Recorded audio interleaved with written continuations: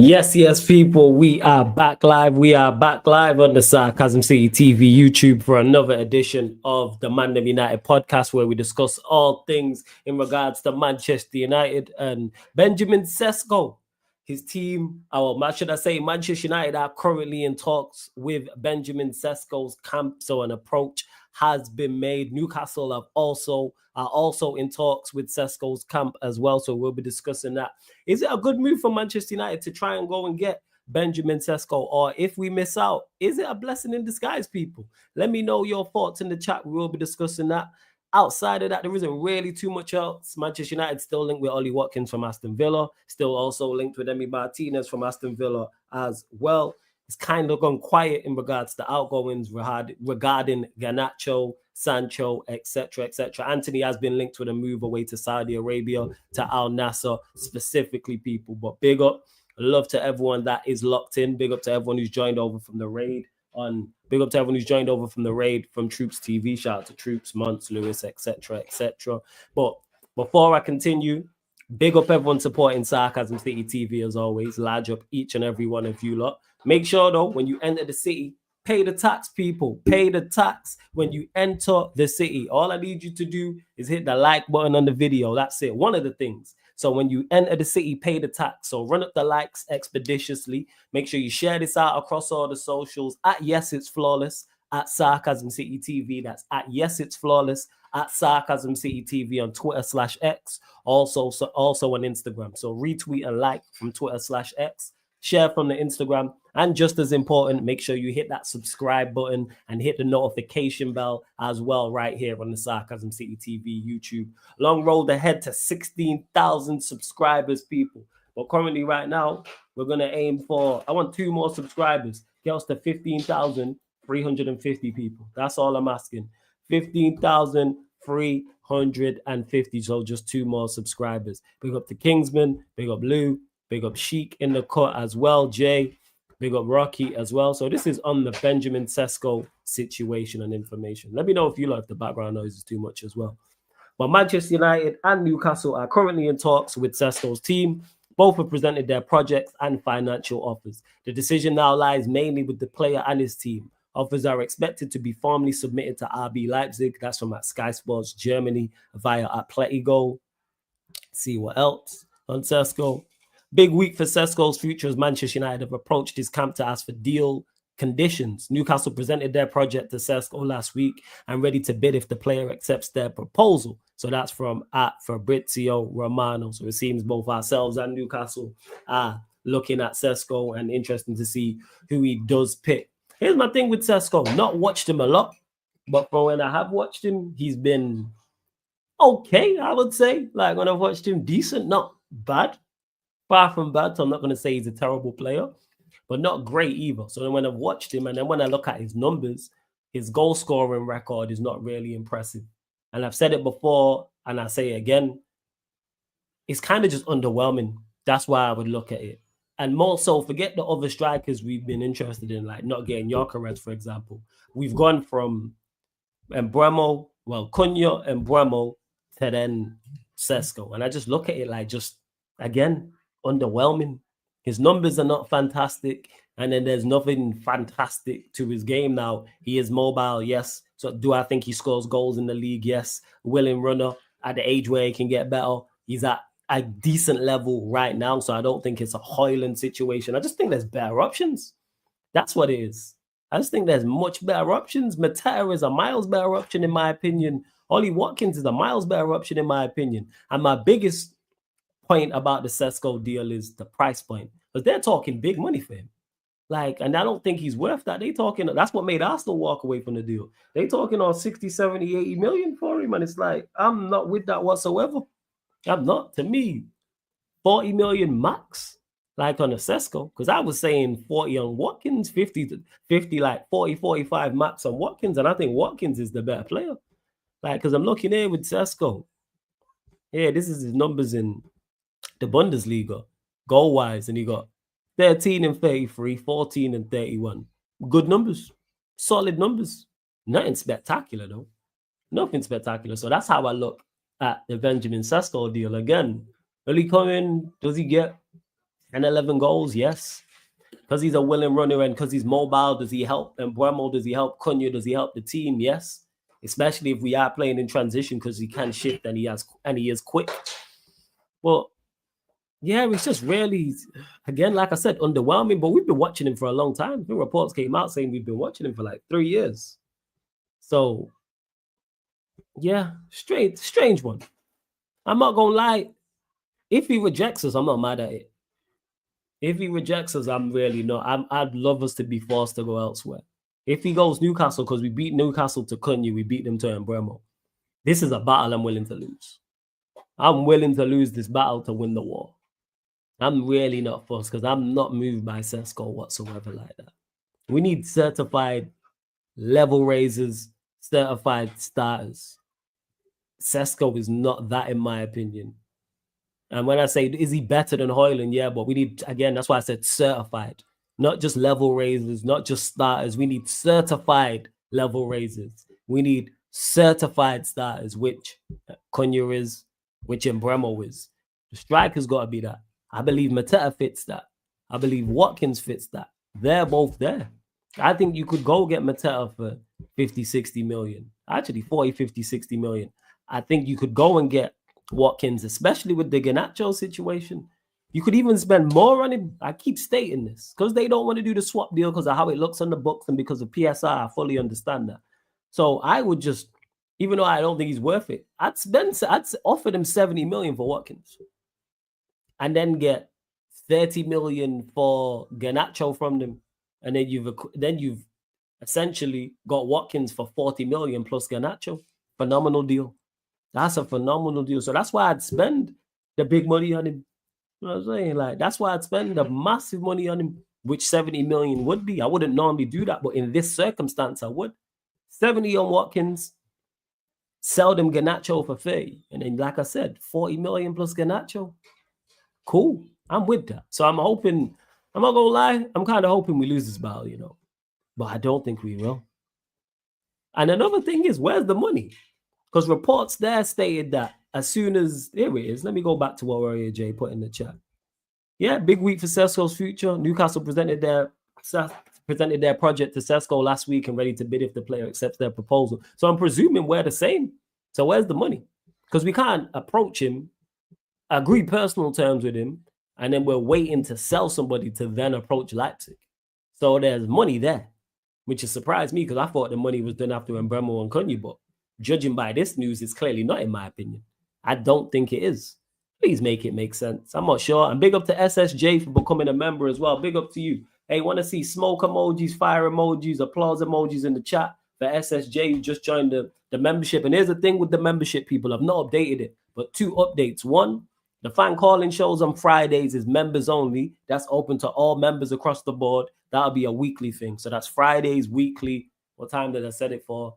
9:30 p.m. UK time, people. And then Wednesdays, I'm going to be doing, is that what time Wednesdays? 9:30 p.m. I think, yeah, it's 9:30 p.m. on Wednesdays as well. Members Q&A, and it'll be on the channel. Both of those are weekly, but the members Q&A is for people who are on the 2nd tier and higher. So it's for Sarcasm City soldiers and Sarcasm City generals, people, and that's a weekly thing. Shout out to Rizzy Matt because he was the one who gave me the idea for it. So members only Q&As, so you'll be on the panel with me. Same way the Q&As run, and that's for people who are Sarcasm City soldiers and Sarcasm City generals. And then the members only fan calling shows open to all members. I'm going to update it today on the I'm going to update it today on the membership page, people. But big up. And love to the lovely Sunshine as well, who just gifted 1 membership as well. So I want to see applause emojis, smoke emojis for Sunshine in the chat as well, people. So yeah, big up. So love to Sunshine. You lot, make sure you subscribe, and SSJ, big up. So yeah, people, I'm going to put that in the community tab anyway. But 2 new shows for members. Like I say, members only Q&A, and that's for the Sarcasm City soldiers and higher. And then the members only fan calling shows, which is open to all members on all levels, people. So that's it. Someone must be getting sold SSJ. Well, that's risky business, unless they're just keeping it under wraps. To go, like I said, to go and approach Sesko, agree terms, then go and approach Leipzig. Then go and approach Leipzig. Having not sold anyone, I think there's money there still. I'm not gonna lie. I believe there's money there. I really, really do. I think so. Lou says going from Isak to Sesko is diabolical. Yeah, for them, that is, yeah. It's going from it is diabolical for Newcastle. It really, really is. But that's what happens. Hey, big up to DJ. Yeah, man, as long as the background noise is not a lot, then you lot just let me know. Surely Newcastle won't get rejected again. I'm hoping Ryan B law of averages day. I'm kind of hoping we get rejected. I'm not gonna lie. So Rocky says, yes, G Sesko is better than Watkins all day. What makes you think this, Rocky? Or are you trolling? Is this sarcasm or you genuinely believe this? I genuinely want to hear options. Ryan B says, why aren't we in for Mattel? Because the people who run our football club are not very smart, Ryan B. That's why. Hey, Venetia, big up, says big up Flawless. I believe that Sesko may do well with us being around Cunha and Bremo, Ahmad and Bruno. That's what I was saying on back again, that because of the attackers that are around, it's not as bad of a signing, but if we got someone else who's certified, that's just certified to the front three. We got someone who we know is like, all right, you're of a certain level with Bremo and Cunha. That makes our attack so much better. And that's why.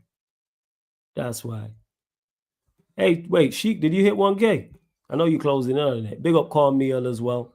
I think Garnacho will come Spurs or Chelsea, but later in this window. We need to sell him now. I was having this conversation yesterday. Long conversation on the Bayesian show. Shout out to Pops. It was me, Canadian, Cam in the chat, and people was talking about Garnacho being sold. And I keep stating this. United are not negotiating from a position of power. So therefore, moving players on is imperative. Because people think the later the window goes, the later the window gets, and the longer we keep these players, their price goes up. It's the complete opposite. It's the complete opposite. The more you keep players, teams know you don't want, they know you are desperate to sell. So therefore, the price goes down and you give them even more power. Jadon Sancho was the prime example of this. Last summer, the reason why we had to take that bad deal from Chelsea, because they knew that Sancho was not wanted here. He didn't want to stay. So that's why they offered the loan fee. That's why it was only 25 million with the option to buy. And that's why it was only 5 million penalty. No, because it was an obligation, sorry. That's why the obligation was so low, number one. And number two, it was only 5 million. We had to take the deal. This whole reset the market nonsense. Like selling him for 30 million isn't great business. And like we don't need the money to improve the team. You've already heard the manager say, yeah, we might put them back into the squad, because this manager and this club is daft enough to do that. Banish players and not take players on tour and say they must be sold and then keep them because we don't get the price we want. And then people will point to Madueke and point to Alanga. Madueke and Alanga were not in the situation that Garnacho is in. It's not the same situation. If Madueke had done what Garnacho had done, if Alanga had done what Garnacho had done, they would not have moved for them fees. They would not have moved. If Madueke had posted up in a Spurs jersey with someone else's name on the back, if the manager had reportedly told him, you better pray another club can find you. If the player had came out after losing the Europa League final, turn around and say, I should have played. I played every game up until this point, and all this stuff. Like, we know the bridge has been burned. If he has been left off tour, there's an A side and a B side to every single negotiation in football. And unfortunately for Manchester United, and fans can't accept this, we are the B side. You are not getting big money for a player that is unhappy. A player that's unhappy that wants to leave and a player you want to sell, unless it's Saudi. Someone tell me when that's happened. In the last 5 years, where a player is publicly noted, a player is unhappy and wants to leave, the club want to sell the player, and then there's all this nonsense on social media, or let's say just nonsense in the media. It don't even have to be social media, and that player's move for big money. Because people, like I said, point to Alanga. The reason why Alanga went from Forest to Newcastle is because Forest were the A side of that negotiation. Same with Madueke moving from Chelsea to Arsenal. There was no talk. Chelsea were not trying to move on Madueke. It was not a conversation. Madueke wasn't trying to leave. Same with Alanga at Nottingham Forest. And the list goes on. Same with Bino Gittins from Dortmund to Chelsea. Same way with Ekitike from Frankfurt to Liverpool. The selling clubs there that I mentioned for all those players were the A side of negotiation. If Ekitike was unhappy and had issues with the manager and it was publicly noted, he's not going to Liverpool for that big fee. Going for probably half that. Same way if Garnacho was happy and we had actually bought, and if Garnacho was happy and we actually had players in place and weren't desperate to improve our squad, we could sell him for more. But I say he could still be here, but his price is going down by the minute. Same with Sancho, same with Anthony, unless it's Saudi. They're the only ones who are giving you big money. And people just need to accept that. See what else you are saying in the chat. Cormiel says midfield links are so dry. They are dry currently. They ain't really been linked with any midfielders, which is a major concern. Because I don't think they see it as a major concern. But reports did come out saying a midfielder is on the cards. Midfielder, goalkeeper, and striker, which is what I've been talking about all summer long, is improving the spine of the team, which is what we need to do. We need to improve the spine of the team without question. Been saying this. You know what I'm saying? Been saying this. Improve the spine of the team. That's what we gotta do. Let's see what else. Hey, but big up Asian Pops as well. He laughing because of yesterday reset the market. Like, yo, sell him. He's a terrible player. What are we doing? Terrible. Let's see. Evan Nielsen wouldn't be the worst option, but again, I put him in the Sesko bracket. It'd just be underwhelming. To me, Matera and Watkins are top one, and they're 1 and 2 for me. Because I like the idea of looking inside the Premier League. It's the smart thing to do it. Nothing's a sure thing in regards to transfers, but you make it a sure thing. It's much less risk because you don't have to worry about the outside stuff, because a player can be quality and just not settle into the country, just not settle into the cities, and his family might not settle into the country, might not settle into the city. Like his kids, for example. He may struggle with the pace of the Premier League or the physicality or whatever the case may be. Like it's a whole new adapting period, whereas if you're buying from within the Premier League, it eliminates all that. Because the players either coming from Watkins' case, Midlands or Mattel, London. So you're here. So it's either Midlands or London, or if it's a player from Yorkshire or it's somewhere up north that's close to Manchester. Like, yeah, man. It's not difficult. It's really not. But we just make it difficult. Like, I'm just at a loss as to why. Well, you lot run up the likes. We're at 40 likes, people. We are at 40 likes, people. We're at 40 likes. Let's go 60, people. Let's go to 60 likes. Hit that subscribe button as well, people. Hit that subscribe button. Did we even hit the subscriber target? I said 15,000. What did I say? 350. I did say 15,350.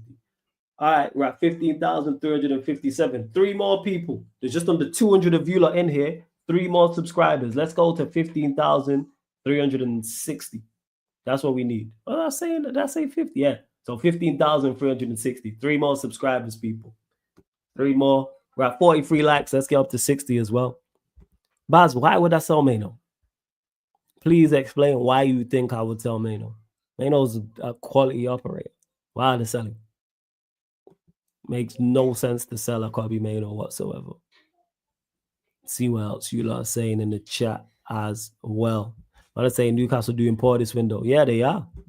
And back to this about, Garnacho will come Spurs or Chelsea, but later in the window, yeah. And then what makes that even worse, I was explaining it yesterday. We sell him late, then we got to use that money late, and then people are going to charge a premium. So even if we're getting more money for quote-unquote selling him late, we'll then have to pay more, and then fans will complain. So a player who's 20 million, come the end of August, could be 40 million. Could be 50 million. If a player's 50, he might be 75, 80. Yeah, I'm a fan, Baz. Yeah, I don't believe. Who's the links? What's the source? You got to start, Baz, when you start dropping sources, when you start dropping links in there, you got to drop the source of who said it. Who's the app? So we know how reliable it is. But no, I wouldn't sell Mano. He's a talented player. I don't think there's a place for him in this squad. There's not a place for him here. No chance. No, under Amorim, there isn't a place for him. Because you got your 2-10. Unless he plays him as a 9. Unless he plays him as a 9. That's the only thing he can do is play him as a false 9, which I'm not mad at, to be honest. It's not ideal, but it's one of the better options. I'll tell you that much. Like, outside of Xerxes is him. I ain't really trying to see Bruno there. Hoyland's dreadful. Mount's dreadful. We don't even have any other 9s. It's got to be Cunha and then Bremo as the 10 stuff. This whole thing about, he's going to play Cunha 9 and maybe play Bruno in the 10. Forget all that. We signed those 2 as 10s. Play them as 10s. That's where they're best. Doing the occasional job in the 9 for one of them, fine. But overall, left 10 should be Cunha. Right 10 should be Bremo. That's what they've been brought in to do. None of this, you know, round pegs, square holes. And why do we say round pegs and square holes? And no, round squares and round squares. You don't know what I'm saying. Why do we always say it that way round? Why do we always say that? Square pegs and round holes. We don't say square holes and round pegs. Just a thought. Just a thought. So what's the source, SSJ? Who's reported it? Drop the at in the chat. As you see, when Warrior J drops ats in the chat, that's what he does. Let me know. And speaking of that, because Ryan B just mentioned it, Donnarumma's agents are exploring options. He has interest from Manchester United, Manchester City, Galatasaray, and Saudi clubs, but will only move for the right project. At Fabrice Hawkins, hashtag MUFC. See, what you saying here we go for? Oh, because I said about the round pegs and the square holes. That's the thing is, though, why is it round pegs and square holes? Why is it never square pegs? Wait, why is it never square holes and round pegs? Why is it always that way? You know what I'm saying? Like, we've discussed this. Why is it called a building when it's already built? And she came up with a great one. Why is it you park on a driveway or you drive on a parkway? Okay, people. Just letting it be known. But back to Donnarumma. back to Donnarumma anyway, where I was at. So yeah, Donnarumma's agents. I'd take Donnarumma in a heartbeat. This makes all the sense in the world. This makes all the sense in the world. But you see, City are interested in Galatasaray, Saudi clubs as well. So that will be an uphill struggle. And if I think we are low on his list because man said for the right project. We are the right project. I don't think you're going from PSG dominating, treble winning, Champions League winning, Ligue 1 winning, Coupe de France winning to join Manchester United. But I could be wrong. Maybe Manchester United's a dream of his. Maybe. But then again, he ain't even that old, so I don't know how much he remembers. Or he's not in Bremo's age. So actually, how old is Donnarumma? I could be wrong. Maybe Donnarumma, maybe that Paul could work with him. 1 second. How old is Donnarumma? Yeah, Donnarumma's 26. I stand corrected. Damn. I thought he was younger for some reason. I realized Donnarumma, so he's 26. Maybe we do have Paul, and he's old enough to remember us being good. So maybe. So yeah, I'd take Donnarumma in a heartbeat, Emi Martinez in a heartbeat, Son Lamens, even though I know nothing about him, in a heartbeat. We need a new goalkeeper. Expeditiously. We need a new goalkeeper. And Tabas says, that's why I find it mad PSG want to get rid of him, because they've signed, everyone's saying that, what's his name? They've signed him. What's his name? The Lyon goalkeeper. I can never pronounce his name, but you don't know who I'm talking about. He's spoken about highly. Very, very highly. It begins with a C. You don't know who I'm talking about. But yeah. And I hear you, Sheik says, winning the Champions League, then going to 15th place, Manchester United is nasty work, though. That's why I don't think we'd get him. That's why I don't think we get him. If United get GG, you guys would be very solid defensive. Oh, a massive improvement. Because our centre-backs are actually fine. Yeah, it's him, SSJ. I just can't pronounce his name. Is it Chevalier? Yeah, I think that's it. But the centre-backs ain't an issue. I actually don't. That's the one place in the team where I'm like, we don't actually need to make any signings. I like the vast majority of our centre-backs. You got De Ligt, you got Maz, you got Yoro, you got Heaven, you got Fredrickson. Dalot can do a job as a right-sided centre-back as well. Like, I don't have the issue. Yeah, Maguire's terrible. Shaw's sure, but we know that.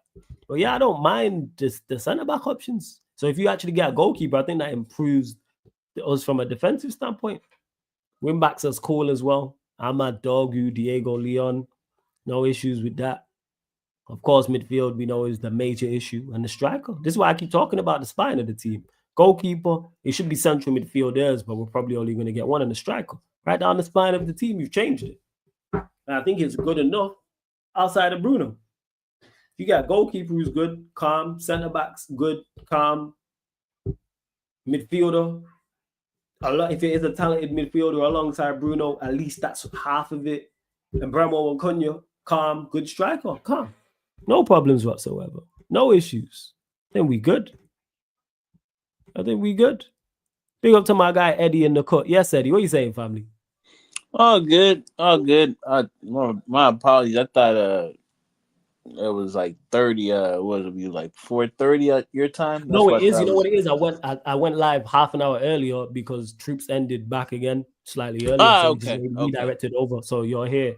Literally, normally I'd start like 5 minutes from now. So don't worry about Ah, it, fam.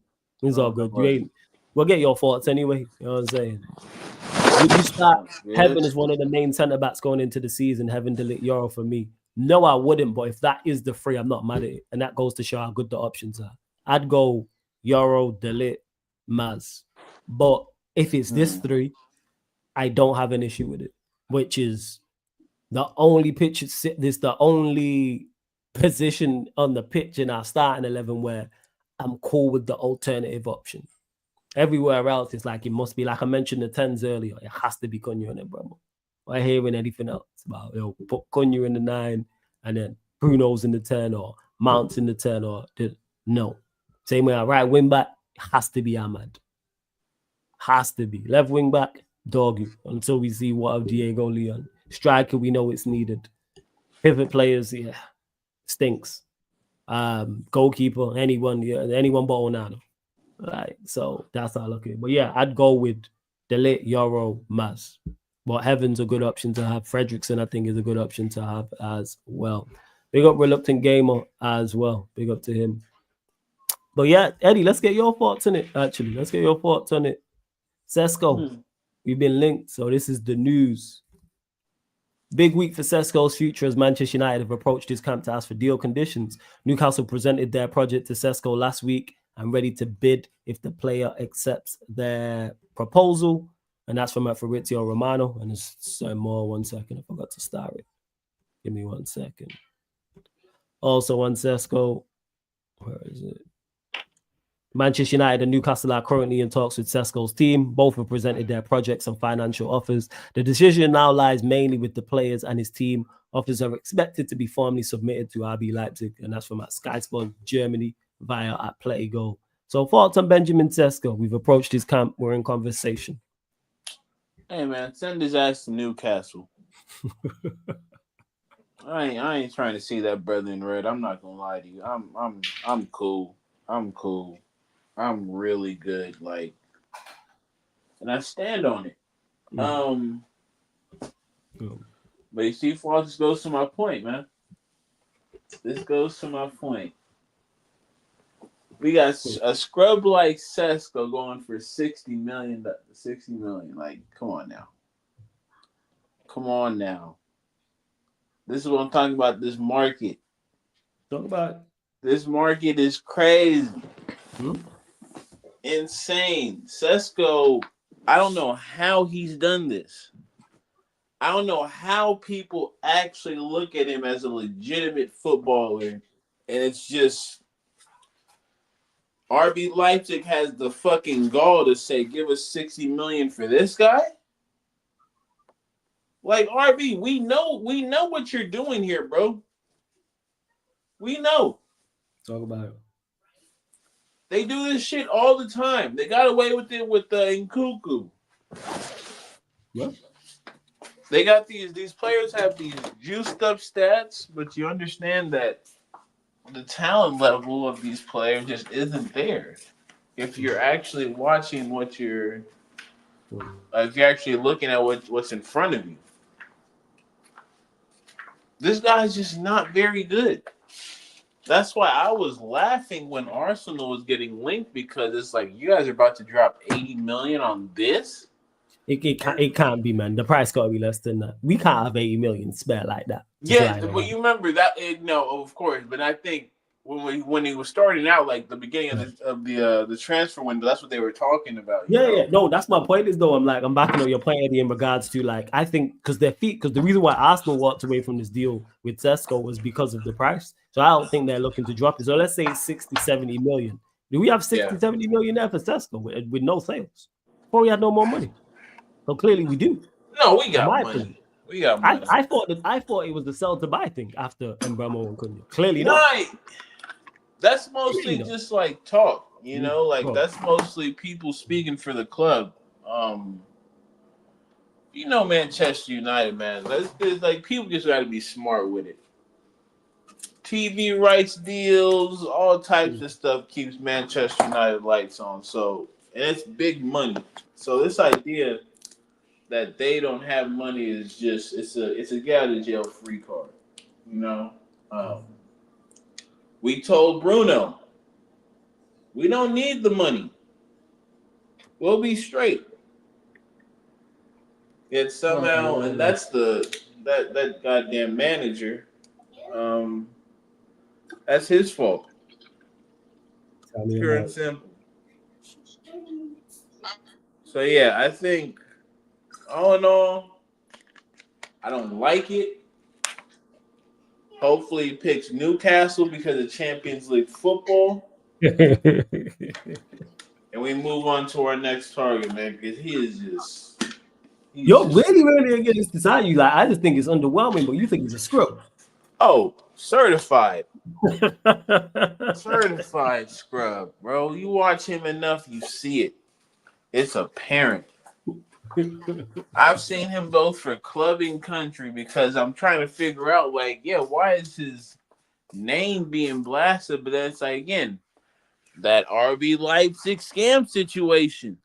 Yo, Bundesliga, dude, that's his MO. And this is what I was talking about yesterday in regards to the market and stuff like that. See, these Bundesliga sides, they're the A side. They don't have to sell these players. Yeah. That's why they get big bread for them. That's why Ekatike, Kolo Muani, Sesko, if he leaves. Who else? Like, pick a name. Like, when it comes to, unless it's a release clause thing, like, even, what's his face? The name's lost me.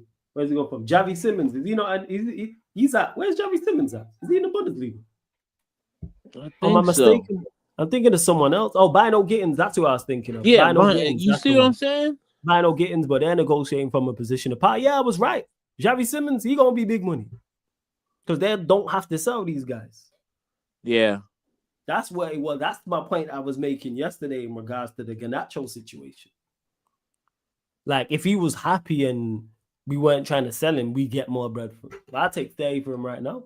Yeah, Simmons SSJ. Yeah, that's what I was talking about. Javi Simmons. But what's the fee for him? What's the price? What's they saying? Well, yeah, go on, carry on, Eddie. Carry on. No, because even with the conversation yesterday, I think again they're operating from a place where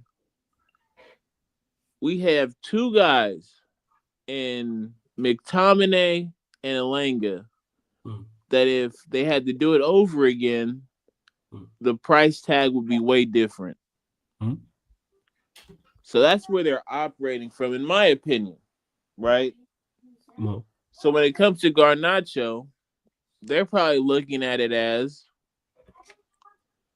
if we sell him, and again, I think both the guys I mentioned before do actually have a level that they can reach. That only one I've said is comparable is Elanga, and even that's a bit of a stretch because, contrary to the conversation yesterday,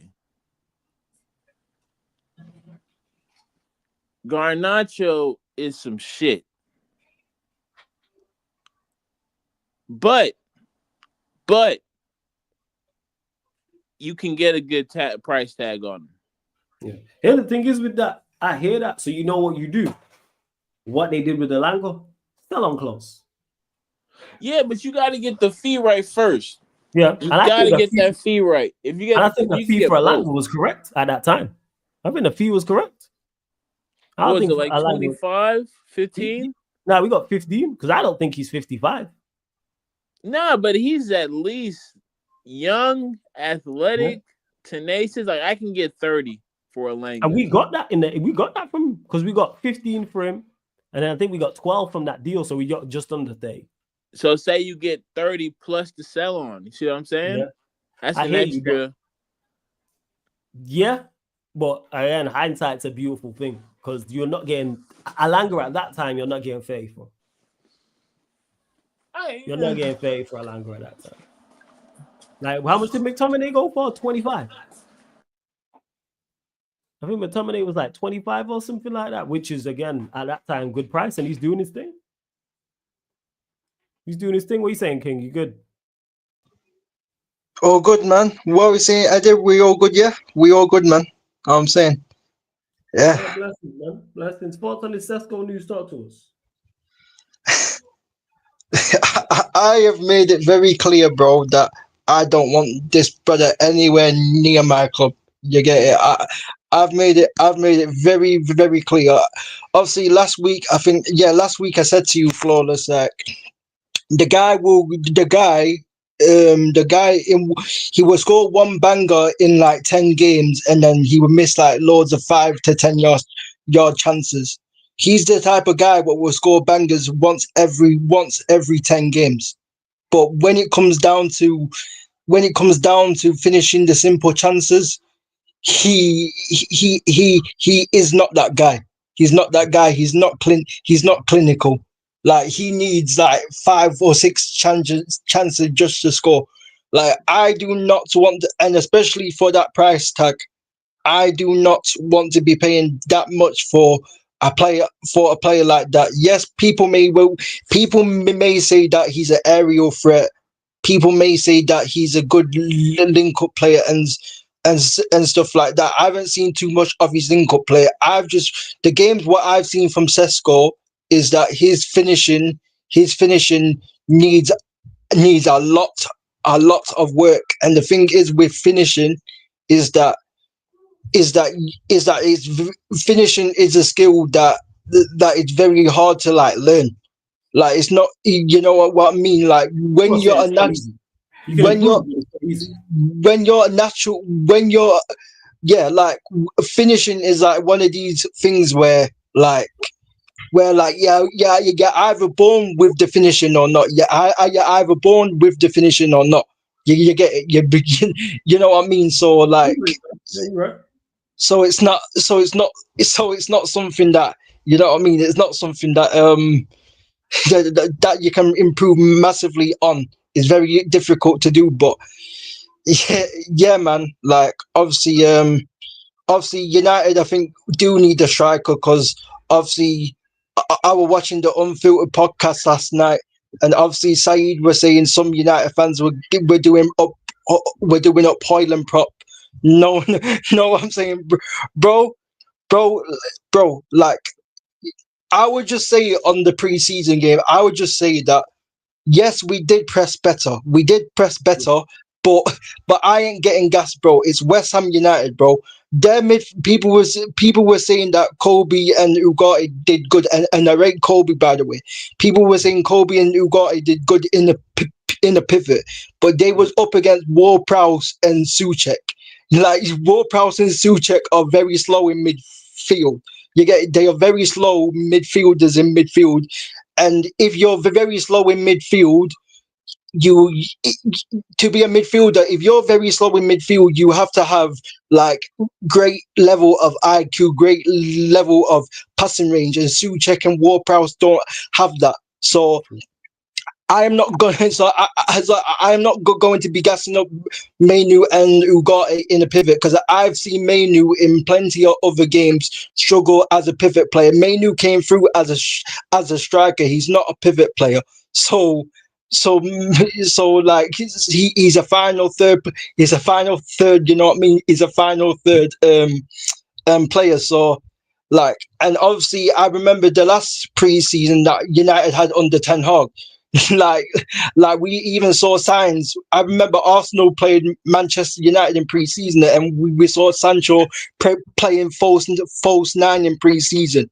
We saw Sancho playing false nine in pre-season, and we saw a little bit of a style of play in pre-season. But when it came to the league, it was non-existent. You get it was the style of play in pre-season that United played last season in pre-season in the league, it did not exist. You get it. So like, Right. this is why. So this is why I ain't getting gas over pre. I will still watch pre-season to see like what players can make it, like Mantato, and to see other youngsters like that. But I'm not going to be Is gassing. Montaro out there? Did he take him on Yeah, tour? He's on the tour. Yeah, he's on the tour.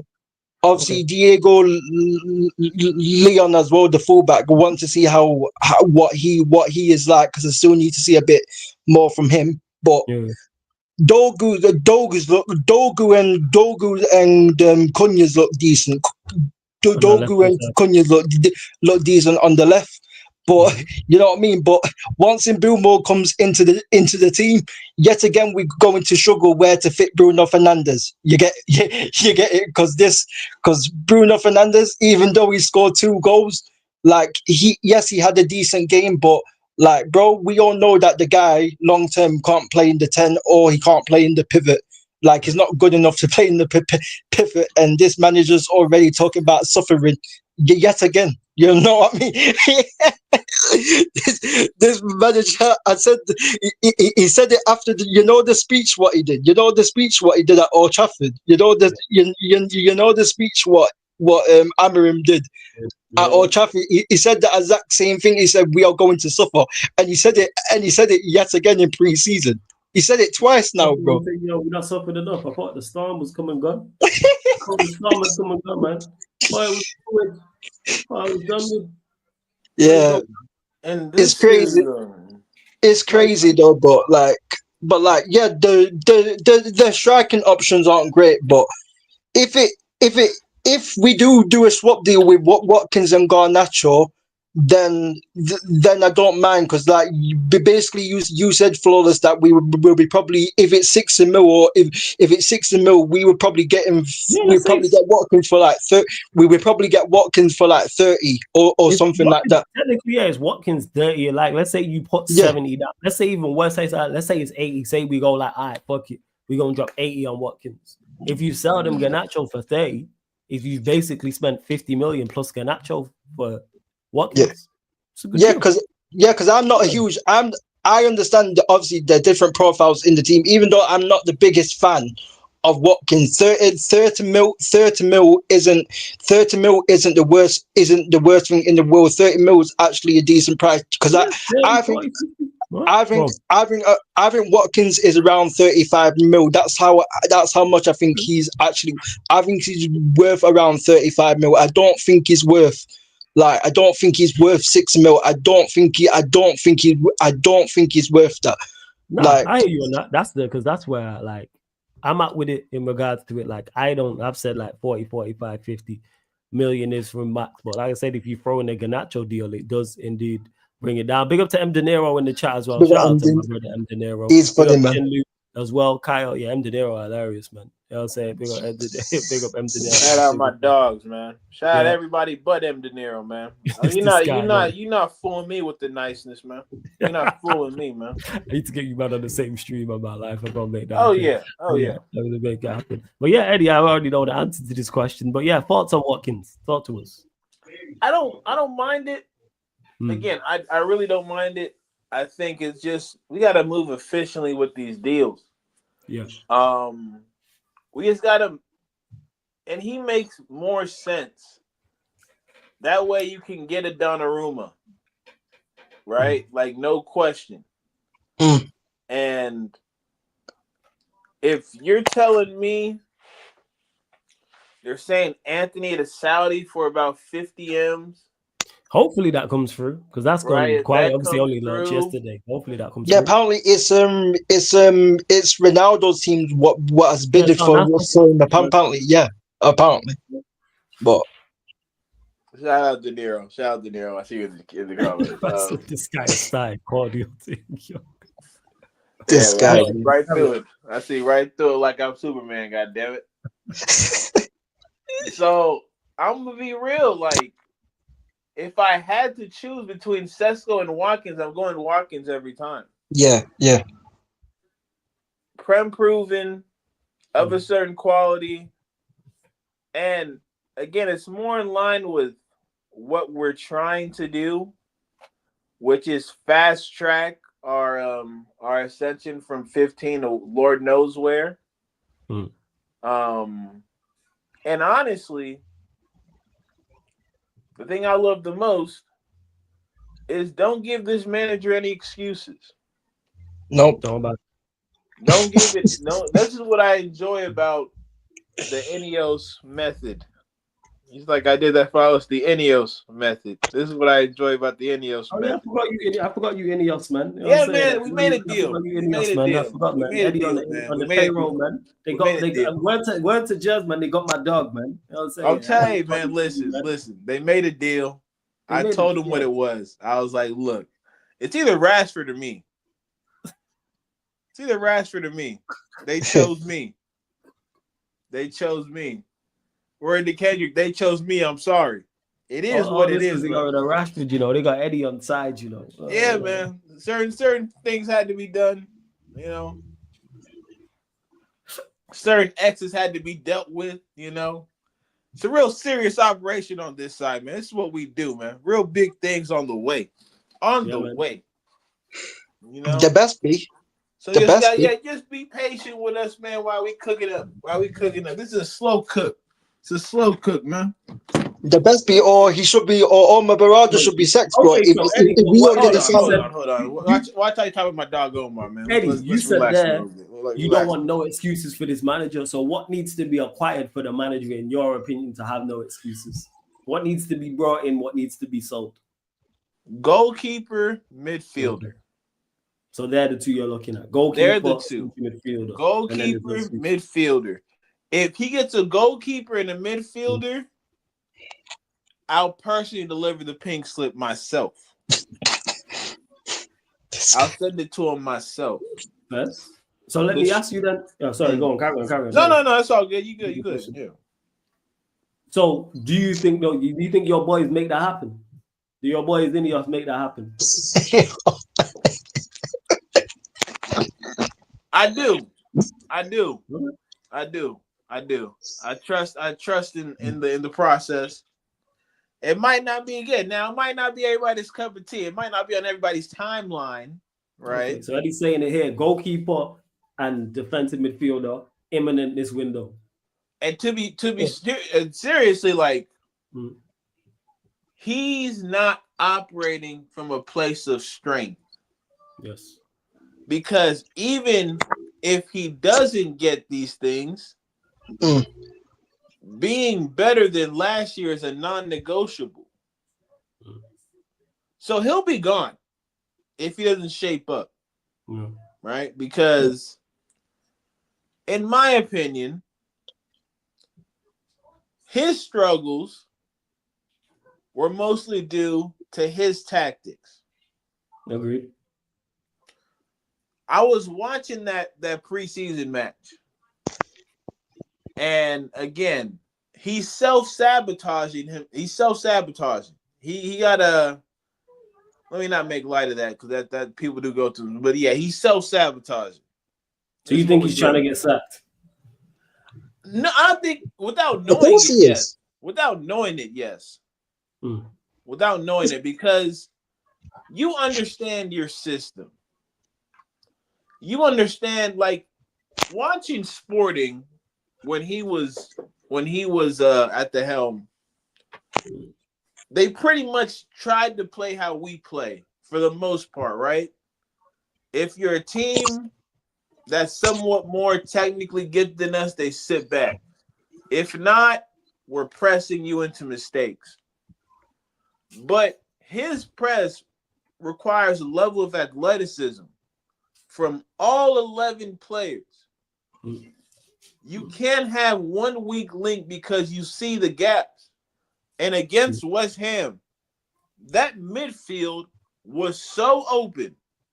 Yeah. If you watch how they got their first goal, yes, it was like a Ten Hag rerun.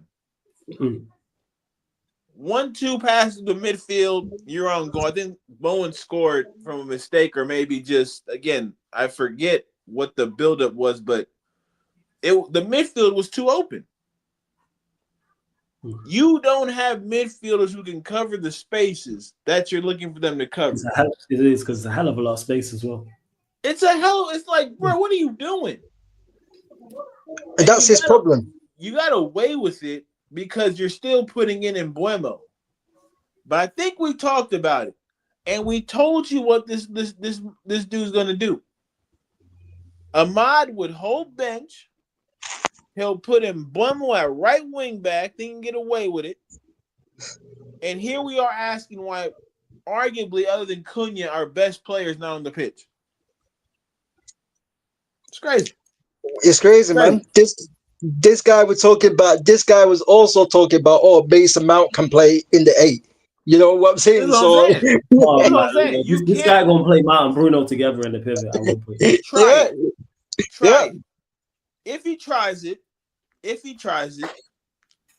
he'll be out sooner than you know it, Flawless. He'll be out sooner than you know it. Really? Yes. I don't know. They best not wait till November, bro. He should be, Eddie, yes. I don't trust the ownership to get rid of him when they're supposed to, because they didn't do that with the last guy, and that wasn't the previous manager. Exactly. Yeah, this is why. But how soon, Eddie? Like, how soon are you talking? I'm here to ease all tension. Here we go. This is why, you know. You see what's happened to Manchester United fans already, people. Hear how we're talking. Eddie talking like we in therapy. And I'm here again. Head of 28th PR, of July, you know. Head of PR, here to put out the flames. Head of Ineos PR, you know. Yeah, man, I got my. You can't see it right now, but I got my Ineos mug, Ineos hat, Ineos banner behind me. But I know certain people don't like the optics, so I'll leave it alone. I'll leave it out, right? But he was given what, an 18th month contract? Yeah, I'm pretty sure. Wait, it's 2020, is it 2027 his contract runs out? Let me check. I think he's got a further option. I think he's got 18 months with a further option or something. Yeah, something like that. Yes, so until June 2027 with an option for an additional year. Yeah. So he came in 2024. 2024. Yeah, November. He came in November, yeah. So he spent about he's been here about 6 months. Yeah, November, December, January, February, March, April, May. Yeah, and it's about 7 months in regards to football, and then obviously you add in June and July. So it's been 9 months. Yeah, he'll be out of here in 12 if he doesn't shape up. He'll be out of here in 12. They best not wait till November, bro. That's all I'm saying is they best not wait till November again. Oh, that's what it's happening. That's what it's happening. No, that's the timeline. That's the timeline. You can tell. They best sack him in September or at least in October or early October or something like that, bro. I don't want them to sack him, bro, in November, bro. Because you know what I mean? You know it is, man. We know where it's like. We literally looked at this already, and I was like, yeah, it's gonna be similar to the Ten Hag time. So whether it's just before or just after, it's around that time. It was November. We play Spurs 8th of November, and then there's an international break, and then the 22nd of November we come back home to Everton, away to Palace, home to West Ham. But before that break, because there's 2 international breaks. Yeah. So the one in September. So we play Burnley at home on the 30th of August, then there's the break. Then we got City away, Chelsea at home, Brentford away, Sunderland at home, Liverpool away, Brighton at home, Nottingham Forest away, Spurs away, then the break. You ain't making it through that. That's the gauntlet. And if he does make it through that, it's like, you should be sacked. How many games we winning there? Hear what I said? City away, Chelsea at home, Brentford away, Sunderland at home, Liverpool away, Brighton at home, Nottingham Forest away. So that's 7-game stretch. 4 out of the 7 are questionable dubs. All right, so who we saying? So I know you've got Sunderland at home, Brentford away. Who the other 2? You said West Ham? No. I say again. See, I'll pull it up on the screen. Give me 1 sec. Yeah, I'll call it as you said. Yeah. As it stands with the players that we got, depends what place come. So City away. City away. Then Chelsea at home. Jeez, man. Okay. Brentford away. Sunderland at home. Liverpool away. Okay. Brighton at home. Forest away. Loss. That's a loss. Brighton at home is a loss. I'm telling you. It loss. might be. But Which four? The Brighton, Sunderland, Brentford, and Nottingham Forest. Those 4. All right. Let's go. No, Eddie. I'm not saying we will. I'm saying it's a non-negotiable. Oh, you're saying we must. Yes. That's it. So you're saying So let me just clarify that. So you're saying, all is not lost, man. There's still the real Eddie still there, man. You know what I'm saying? Yeah, I'm still here. He's still here, there, man. You know what I'm saying? My This fault. Ineos thing, but Let me just Brentford- adjust my Ineos tie real quick. My fault. Yeah, this is the reason why I got the black tie, you know. So Brentford away, Sunderland at home, Brighton at home, Forest away. Those four you're saying are the non-negotiables in that 7-game period. We're Manchester Win United, 4 from mate. 7. You're not wrong. We should be winning. So Brentford and Brighton. Oh no, Brentford and Sunderland is good opportunity for us to finally win back-to-back games. It's possible. We could do it. Sunderland and Brentford back-to-back. Even Burnley and Fulham. Fulham. Yeah, we have good record against them. Yeah, we have a good record against them. Yeah, obviously because there's the 3 games before that international break against City. But yeah, Arsenal at home, Fulham away, and Burnley at home. We should be winning these games. I think this in terms of the first 5 games because the weight of the games. Arsenal in the first one. There's you just know these games are like the first game of the season. Of course, because it's Arsenal as well, is massive because Gyökeres is playing. This is literally our chance to make this whatever Ruben Amorim is trying to do. This is it now. Like you've got the window. You've got some players. Like the first game of the season will tell us everything about how we're going to go. I've been saying this like before. The first 5 games, even knowing that this is the schedule now, will tell us all about the season. If he can somehow make it out this first 5 games, then that just prolongs his time here. Because the first 5 are super, super important. We could potentially be just 3 points out of 15. Let's just be real here. We could lose to Arsenal. We'll probably lose to City away at the Etihad. And then Chelsea at home is tricky. They're the Club World Cup champions. They just beat PSG. Like they could definitely with that midfield try to box us out. Yeah, stinky draw it does. Like their record at Old Trafford still has been terrible. Yeah, but it's awful. It's just a possible 3 out of 15. When that does happen, if that does happen, 3 out of 15, you just know how toxic everything is gonna get. I just don't trust this manager, man. Let's say hypothetically it is. Let's say we only get 1 win out the 5, but there's a couple of draws in there. Let's say we draw to Arsenal. Let's say we beat Burnley. Say we draw to Fulham because it's not given we beat Fulham. Let's say it's 1 point against Arsenal, 1 point against Fulham, 3 against Burnley, lose to City, draw to Chelsea, beat Brentford. It's 2 wins out of the first. What's that? 6. And they're still gonna keep him. Because the performances ain't gonna be good. Let me just clarify that. That's what I'm saying. I watched this preseason game. It was like everything last season. Yet again, the only bright spark that I would say was Cunha. Cunha was the only one who was trying to really make things tick in the attack. Bruno had his game. Yes, he scored 2 goals, a penalty, and the second goal was good from him. Still wasteful. Like he was wasteful in the game. People don't want to talk about this. But he was very, very wasteful. Rasmus Højlund, like flawless, perfect title of the video because whether it's Sesko or not, we need a striker. The guy hit the post in the first minute of the game. He was through on goal. He decides to take a shot from outside the box. He hits the post. He hits the bar. And then there's another chance that he had in the middle of the game, right in front of goal. Where he blazed it over the way. He blazed it over. Over the bar. Yeah, over the bar. We need a striker, and like the rest of the team, the way that he set up, he put Mainu and Ugarte in the pivots. He had Ahmad playing as the wing back. Ugarte, he had this one play that everyone's like propping like crazy because he just megged the player or whatever. I thought Mainu played well in that pivot. Bruno and Cunha were playing in the 10s. Bruno was wasteful at times, but Cunha was the spark. Like he was picking up the ball, driving with it, trying to actually, progress the ball to the higher areas of the pitch, all that type of stuff. Exactly what we've bought him for and what we've seen at Wolves as well.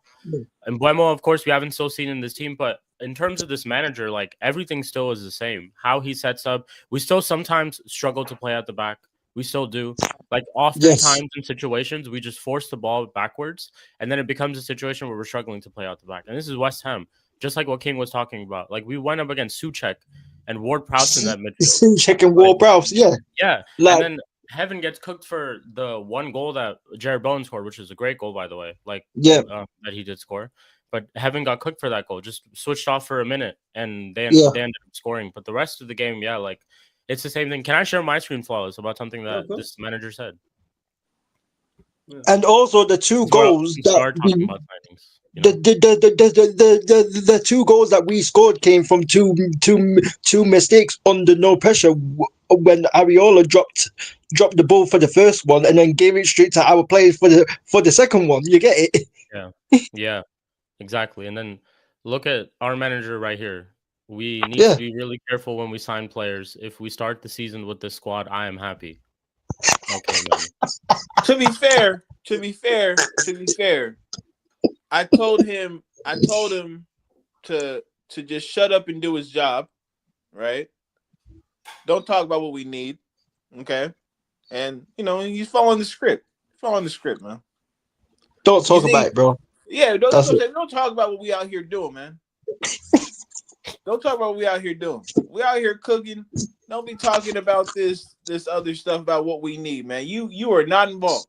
You are not involved. So this is a good boy. This is all this is. This is a good boy answer. He's a criminal. Answer. That's all. My issue is this, though, is the fact that he said this, but then talked about the suffering. Yo, just shut up. Word to Mdadero, just shut your mouth.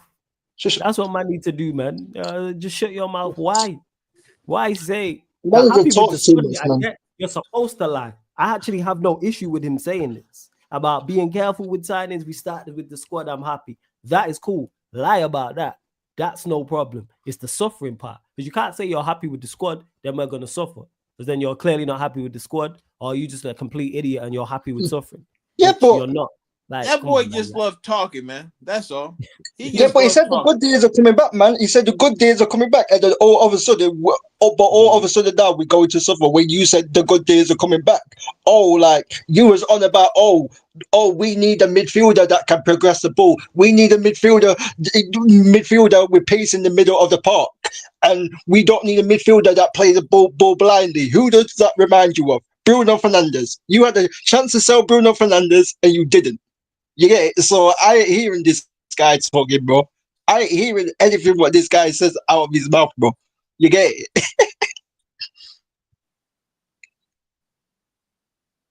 That's what it is. Oh, he left? Okay. Yeah. No, I mean, look, this guy, I haven't been there, for our daily meetings before the pressers. You'll see a change, man. You'll see a change. He just gotta shut up and coach.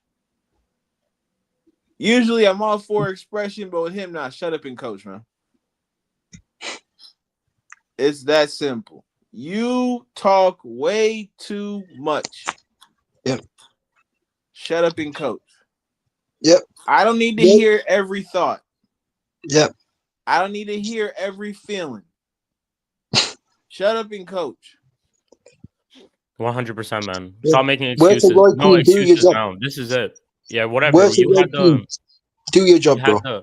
Exactly. He had the excuse of last season. I get it. It's whatever. You joined in the middle of the season. The board didn't really give you any signings, whatever. You only had one left wing back. It looks like we will get a striker. It looks like, I don't know about the goalkeeper. They're trying to buy one because they've clearly Donnarumma links, the Lamens, all that.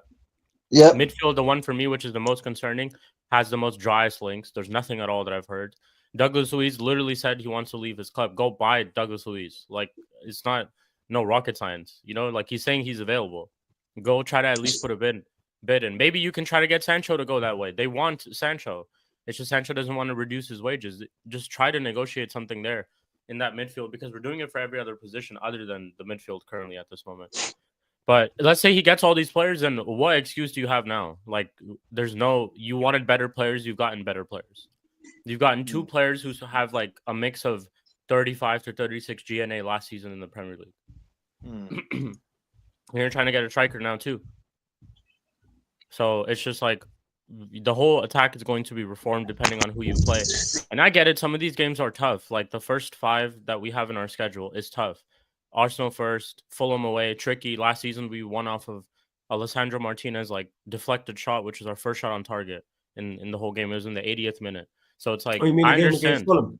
Yeah, Fulham away. Yeah, Fulham away. So it's like, I know what these games are. Burnley too. Like, I get it. We can beat Burnley at home. I've seen an awful lot of Burnley draws as well in the last couple of years. It used to be annoying fixture, but it is what it is. Like this, now you have no excuses in terms for you to perform. You have to perform. This is Manchester United. You're not going to get time. And you said this yourself when you first joined, that my time needs to be earned here. Like, there's a lot of stuff that you said. There's so many things that we can just like get back to of what you've said. This is another quote that you've just now said. So it's like actions speak louder than words. Let's actually start getting to, you getting results. Because let's say somehow, even let's say on the other side, and not decide to be too negative. Let's say out of these first 5 games, we actually somehow get a result against one of the big 3. So out of those big 3, we beat one of them. Let's say Arsenal, first game of the season, we beat Arsenal.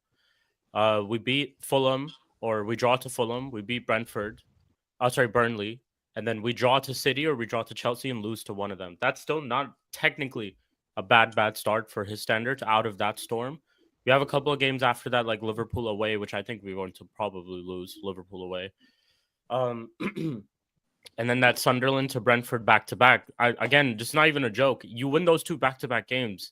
Like, these type of things can, in terms of where we are as a club and for him himself as a manager, can be very morale boosting. Like, he thinks that at that point, it'll be a situation where, okay, whatever he's trying to implement with the players that he has is actually working at some point. You mean the Brentford away, Sunderland at home games? Yeah. Genuinely, like, I'm being so serious. Like, up until then, that point, depending on the results that he's had, on the other side of it, yes, like, I don't think he's going to stay that long and he's probably going to get sacked. But to just look on the positive side of things, if he does end up getting results out of those first 5 games, one guaranteed, he's probably going to stay until the end of the season or continuing on for a prolonger time.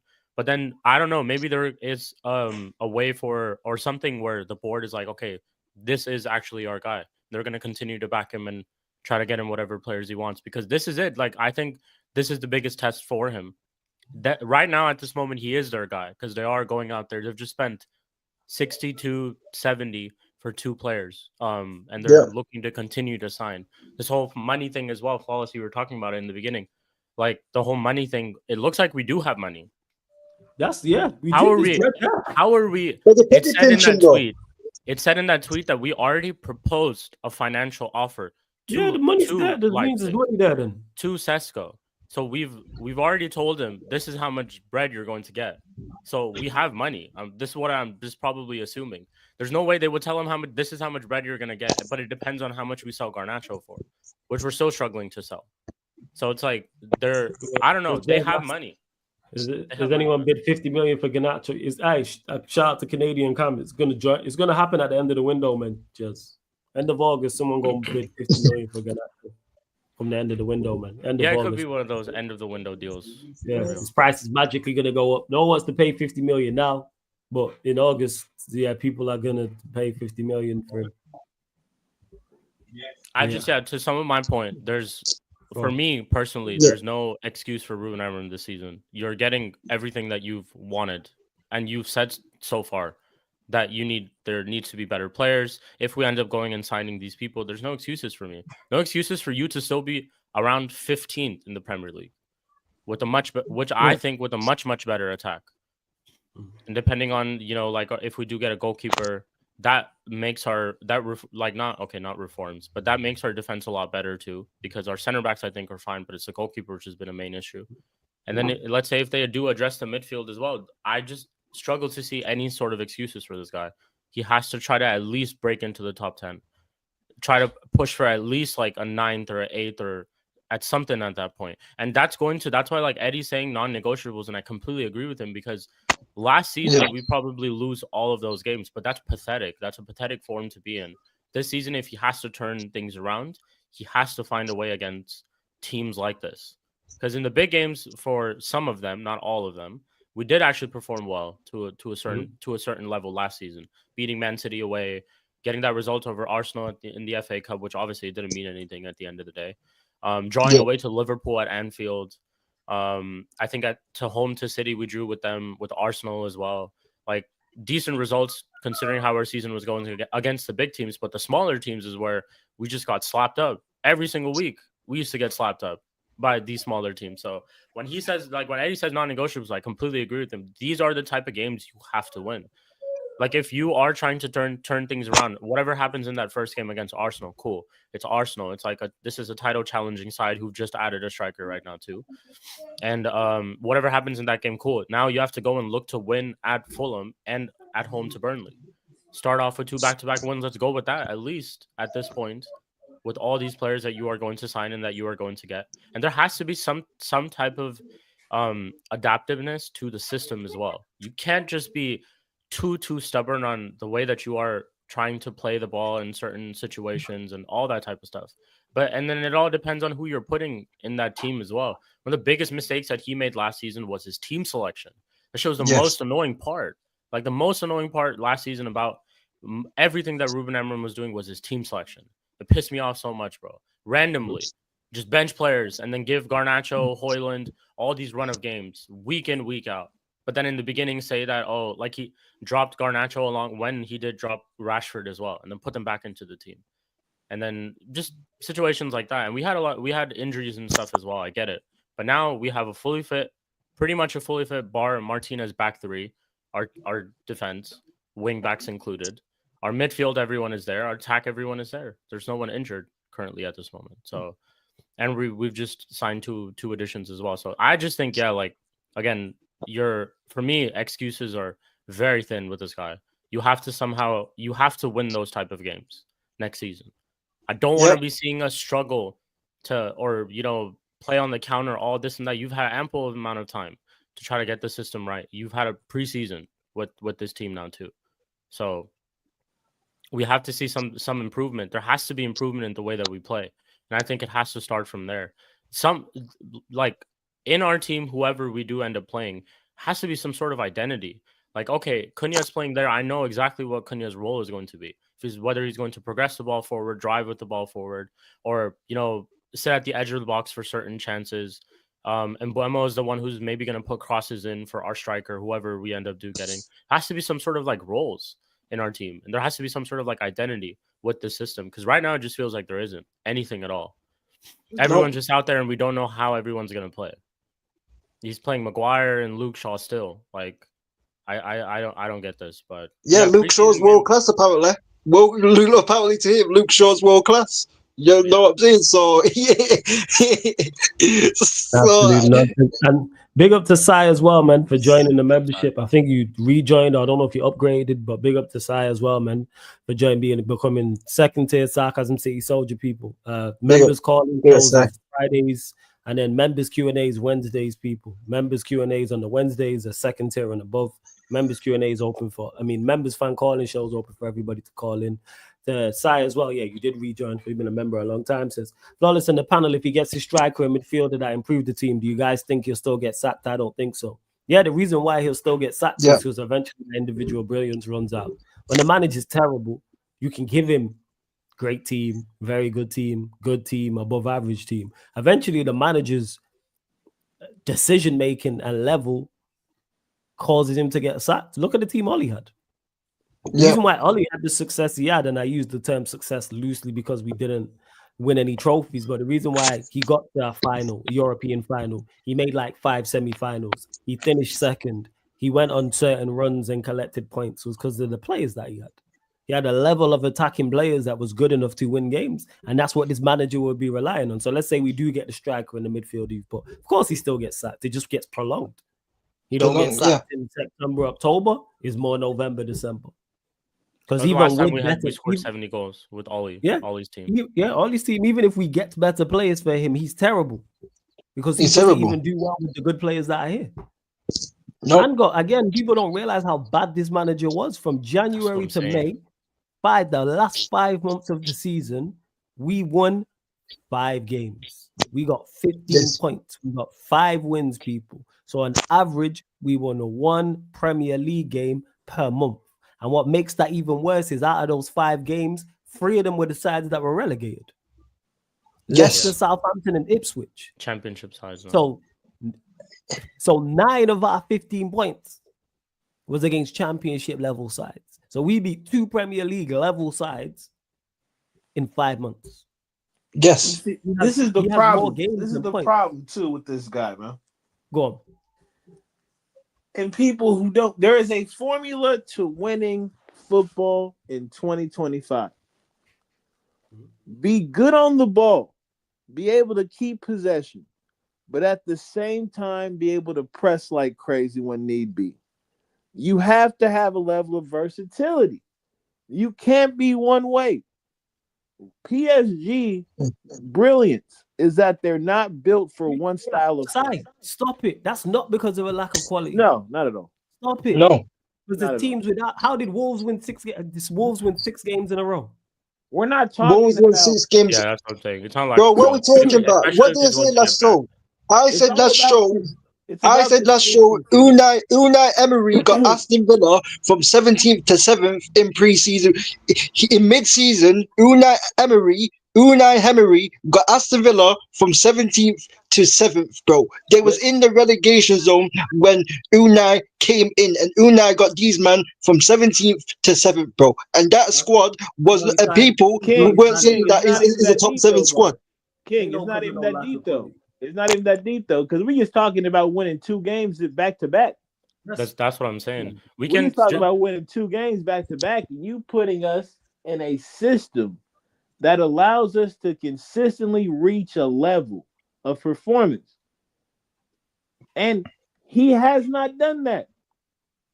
Period. Let's just look at our own club how too. The hell, Ruud van Nistelrooy had us looking more respectable. We look better with Van. Yes.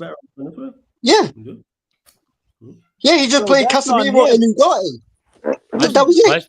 Let's just be honest as well. Like all of us, literally, we wanted Ten Hag sacked. Ten Hag was also a shit manager at our club. But the reality is that Ten Hag technically has done better than Ruben Amorim. Ten Hag did do well. He's doing much. He's in his first season when he stepped into the team. Yes, we had those 2 terrible results, but he did much better than what Ruben Amorim's doing. And it's the same squad, bar a couple of Delict, Mazraoui, more defensive additions, and Ugarte in the midfield. Yeah. Like that's some of the additions that Ruben Amorim has had, but Ten Hag technically did better. So we can't sit here and berate the way Ten Hag the way that we did. Is our attack not good, or is he picking the players who are terrible? Can't tell me an attack of Ahmad, Messi, Bruno, or Rashford can't get goals and get assists. And tell me you can't get goals and get assists. Stop it. Mm-hmm. Stop it. And if he wanted more players and more quality players, he could have sold Bruno Fernandes for 100 mil, but he did not want to sell Bruno Fernandes. I'm not hearing this about the attack's not good nonsense. You get me? You get me? There's no excuse. He could have got 2 midfielders in. Flawless, we all know that this guy, we all know we are going to bring in 1 midfielder when we need to. Yeah, this guy had a chance to get in 2 midfielders, but he did not want to sell his captain. I am not hearing it, bro. I am not hearing it. There were plenty of times last season where he could have put Garnacho as a wing back, for example. Yeah. You know what I'm saying? There's plenty of times that he did not have to play Rasmus Højlund. You get it? There's plenty of times where he did not need to play Onana. Like we can go on and on. Like you get it? Like this manager were playing Bruno in the 10 with Garnacho, bro. This guy didn't, and Højlund up front. This guy could have even brought in Mantato at wing back instead of Dallo at wing back. Dallo and Mazraoui at wing back. He could have put Mazraoui as a right centre back and could have put Mantato as a right wing back if he wanted to instead of Dallo. But this guy did not want to do that because this guy is stubborn, bro. This guy is either plan A plus or is 0. This guy has a plan A, and if plan A does not work, then he just sticks to it. He doesn't adapt, bro. This manager has shown, like Ten Hag and Oli at a certain extent, all of these men have shown that these men don't adapt. And this is what it is. This guy could have played Collier more in certain games as well in midfield. He did not want to try Collier. He did not want to try Cornet. You get it. He did not want to try Mantel. Side. Do you think he's a good manager? Simple yes or no. Do you rate him as a manager? That's all I need to know. Do you think he's a good manager? That's all. That's the only question. That's what I only need to. And then the manager came out, and then the manager even came out and said, "Oh, Casemiro doesn't suit my style." But then a couple months after, when Casemiro were balling out in the Europa League, he said, "I know how to use Casemiro now." You've had Højlund in front of Xerxes all of this time. You could have played Xerxes in the 9 all of this time. So you think he's a good manager based off of what? What's he done here that makes you think he's a good manager? Now we're getting somewhere. Come on, Si. Good Si, come on. What do you think he's done? What's he done well since he's got here? This guy brought on Diego Dallo in the Europa League final ahead of Kobe Mainoo in the 90th minute. This guy brought on Dallo in the 71st minute and then brought on Mainoo in the 90th minute. He could have used Mainoo as a 10. He could have used Xerxes. That's why I know what he's as doing a 9 or 10. You get it, Flawless. I'm just saying. I'm just highlighting the things what this manager has done. Like the list is as long as your arm. I hear that. I just want to know why he's a good manager while he's been here. What's he done well? Go on, side. Tell us, side. Tell us, side, man. Tell us, man. Like, bro, I don't understand. This guy's a good manager. Please tell me why he's done well. You lot continue to run up the like, subscribe to Sheik TV as well, people. Links in the title, people. Links in the title. Links also underneath in the description. Also on the featured channel page as well. So subscribe to Sheik's channel, Sheik TV. Make sure you run up the likes here at 65. There's up to 5 more to 70. And we're 4 short, people, of 15,365. There's still over 70 of you like in the building. 4 more subscribers. 4 more. That's all I'm asking for. 4 more subscribers. Yeah. Hit that subscribe button. Hit the notification as well, people. Make sure you do so. Just 4 and subscribe to. How far away are you from 1K, Sheik? I think 40 subscribers away. Okay, cool. Hey, you lot, go subscribe, man. We need to get Sheik to 1K expeditiously. And big up to my guy, Favorite TV. Manchester United planning for Collier to leave on loan, which would pave the way for a midfield signing. That's from Samuel Luckhurst. If we did go out on loan, that would open up the situation in the midfield. Would open up a spot in the midfield for someone to come in, and we are looking to do that as well. Again, no. Sai, answer my question. Do you think he's a good manager? That's all I want to know. Actually, no, you said yes. Why is he a good manager? What has he done well here? Don't tell me about systems and all this stuff. I asked a specific question. What has he done well at Manchester United? That's what I want to know. Don't tell me about systems and players who have been brought in and players who have been sold. What has he done well here? Because there's plenty of teams who don't have good attackers who outscored us. What are we doing out here when we look at it? We're not even gassed. What are we doing, we're not gassed. He said you were all gassed. We're not gassed. Yeah, I'm so concerned.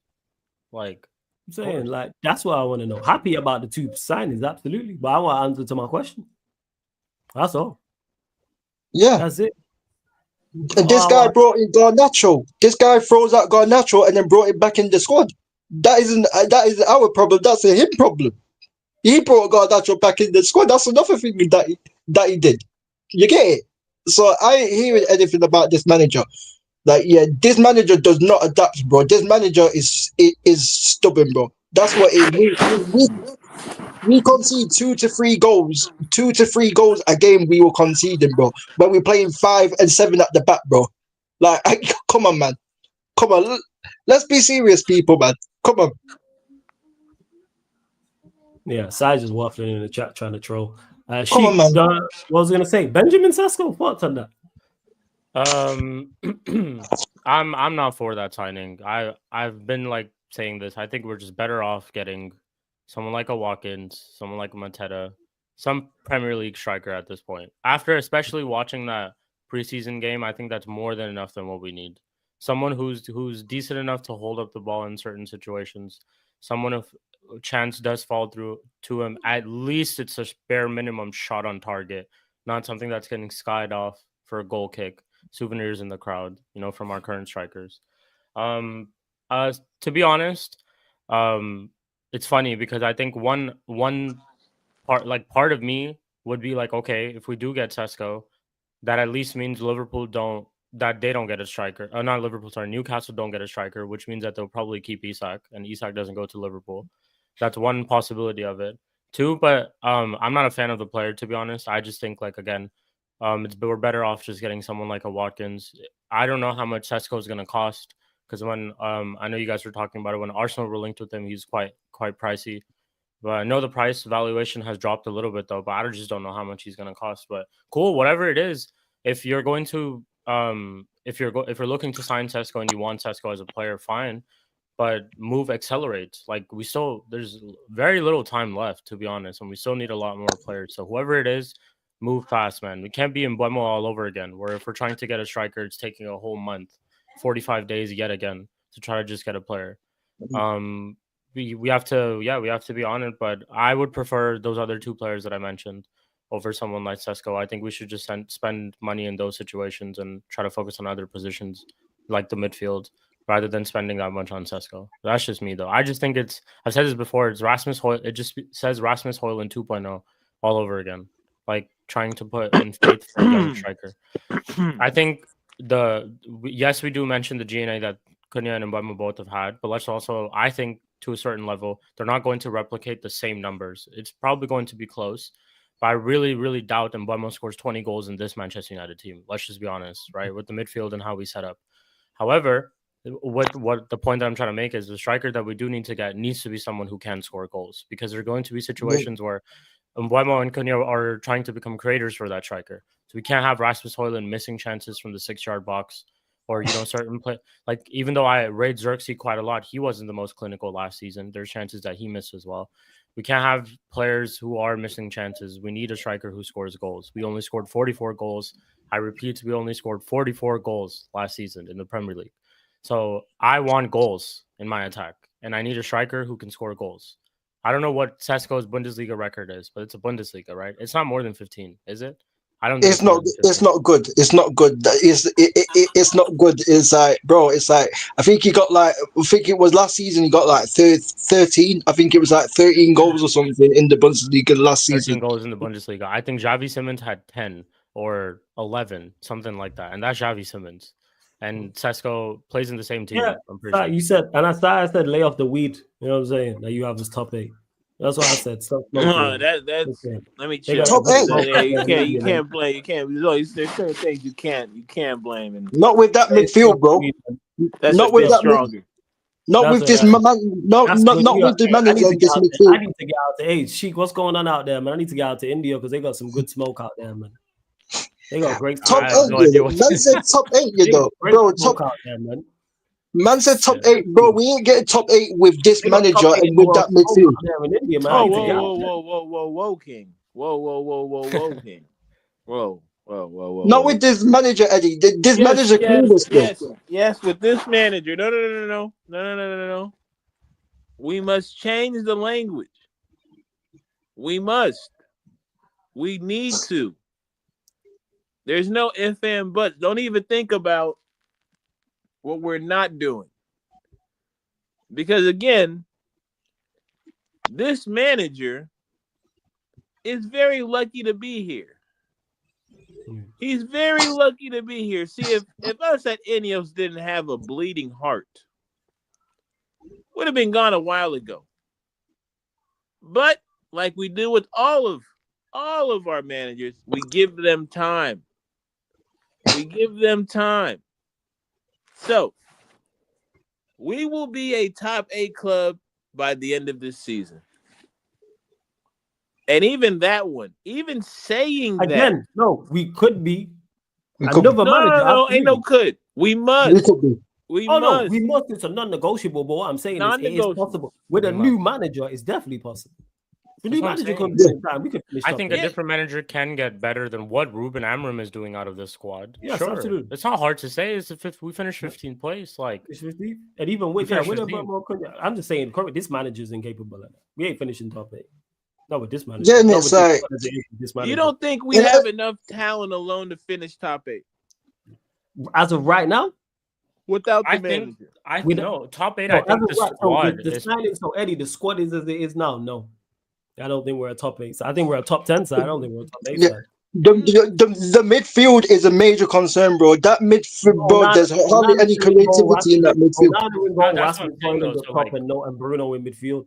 Ten Hag got us finishing 8th with the squad, right? And that's a manager who we didn't technically rate. I think a different manager could, with this squad, finish around 8th to 10th place. I think I really don't think we're that far I just think off. with Ruben Amorim currently, yeah, like it's possibly with a new one.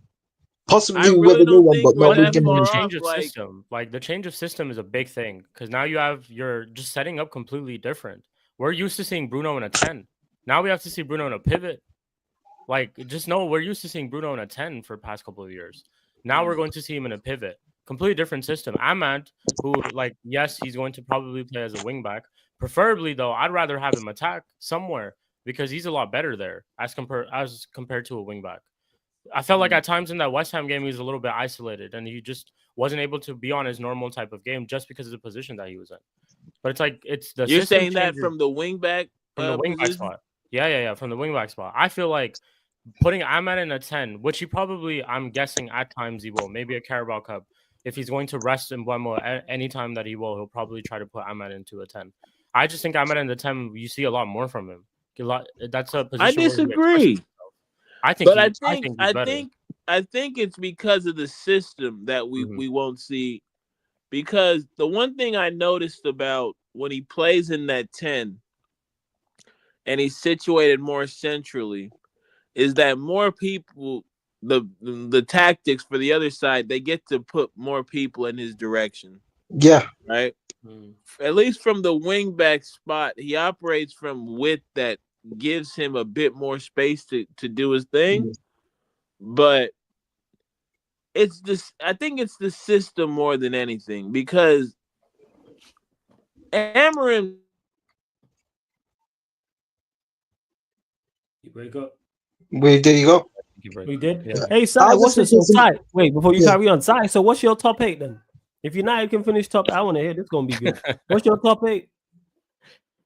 What's your top 8? I know you've got the 6 who finished above. So who's the rest? So who do you have United? This is gonna be great. I think if we had an Eddie Howe or Right, I think if we had an Eddie Howe, Right, or a Thomas Frank, for example, I think United could make top 8 with the squad. But I just don't think with this manager, I don't think it's possible. Yeah, and especially a sensible manager doesn't play Hoyland and doesn't play Onana, which improves tenfold. Yes. Yeah. Is there 2 major issues at either end of the pitch? Two of the most important. I just think this manager flawless because this manager we all know is very stubborn. He doesn't change things. You get it? We all know this. You get it? So I don't trust this manager at all, and I don't particularly trust, even though there's certain things that Ineos have done that are decent. The good things, the bad things that they've done outweigh more than the good things, bro. That's how I see it, bro. That's how I see it, and I'm still concerned about that midfield too. Because even though we're with a striker and even though we're with the 2 10s, Man United still need a midfielder that can also dictate the play, and we also need a midfielder that can carry the ball upfield and that can go back defensively as well. Our midfield, like central midfield, so whoever you're playing against is one of the worst in the league. Yeah, our midfield pivot is better than whose. We're gonna have a midfield pivot just going up against everyone else's 3-man midfield. Yeah, like that's better. Anyway, even if you just go pivot for pivot, cheek. Yeah. Because if you compare the Leeds game and the West Ham game, the Leeds midfielders had more engines. With West Ham midfield, I said it before, it was Souček and Ward-Prowse. These men are slow in midfield, and these men are not elite passers. Arsenal, Chelsea, Villa, Newcastle, Brighton, Manchester United. So we're leapfrogging. So I got the league here. So we're leapfrogging Nottingham Forest. So Nottingham Forest, Bournemouth, Brentford, Fulham, Crystal Palace, Everton, and West Ham. Okay, why? So Sai, explain to me why all of a sudden we're better than Nottingham Forest. Why all of a sudden? Right now. Yeah, why are we better than them right now? Like we're not talking about Forest. Bournemouth and Brighton. Bournemouth and Brentford are kind of here. Why are we better than Fulham all of a sudden? Why do we leapfrog Fulham with this manager? Why are we better than Palace? They got a better manager. What are these things based off that we are better than these guys? You don't think we're better than those sides, regardless of manager? No, I don't think we're with this manager currently, yeah. Without the with the manager, with a good manager, yes, Eddie, yes. Yes, with a different manager, we're different. We set up completely different. This is the whole point. That this is where the whole side we're talking about with this manager. He's saying he don't think he gets sacked, so we can do stuff. We can finish top 8 with this manager based off of what? What evidence is there to suggest this outside of just feelings? There's nothing. With another manager, of course we're better than 15. Of course we're better. Of course we can finish top 8. So I think for me, right? If I'm gonna sell this, is literally individual brilliance. I'm not going to. Yes, absolutely. It's individual brilliance because there's no. Again, this is why I don't argue about the manager anymore, people, because there's nothing to argue. The facts are the facts. His performances are his performances. So anybody saying anything different is hope. We cannot have a conversation because the facts remain. We went from, I think it was 8th to 15th with this guy. That's all we know. Yes. That's all we know, people. Until he proves otherwise, you operate from that assumption that he will bring your club down instead of prop it up. Yeah. We went from -3 goal difference to -11. He literally took us from 8th to 15th, but now we're going to go from 15th to 8th. Flawless. This guy took us all of a sudden before we carry on and jump up off these clubs. Why would this manager why all of a sudden are we better than Nottingham Forest? Yeah, what's changed in like a couple of months? What's changed in Nottingham Forest's team and our team that makes us better than Nottingham Forest? That this is what changed. That they were never actually better than us, and that this manager has shaped up. That's the only thing that they can say. Yeah, that's the only thing. I hear that, Eddie, but I'm talking about with the manager and the current squad. Another manager or no, but I'm operating under the assumption that this manager has changed up a bit in his tactics before. That's what I'm operating under. Because again, he has no other choice. If he does not, he will be let go. And yes, I'm talking about as of now because I can only judge it as of now. Yeah. If we go and do a couple deals, or Forest go and do a couple deals, or Brighton do, or Brentford do, or Bournemouth, or Palace, or whatever else the case may be, we're improving. But why are we better? Even though we've improved, again, you're not answering my question. Why are we better? Why all of a sudden are we better than Palace? Please explain why we're better than Palace. Based off of what? I don't know, bro. I just don't know, bro. Why are we better than Crystal Palace?